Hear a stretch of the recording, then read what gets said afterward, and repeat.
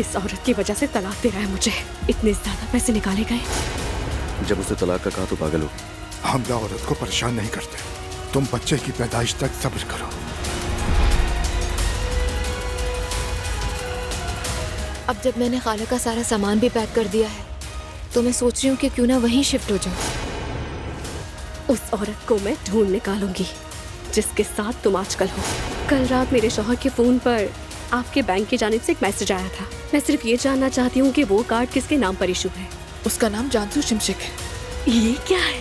ये औरत तो एक गाने वाली है। तुमने मेरे शौहर से ताल्लुक रखकर जिंदगी की सबसे बड़ी गलती की है।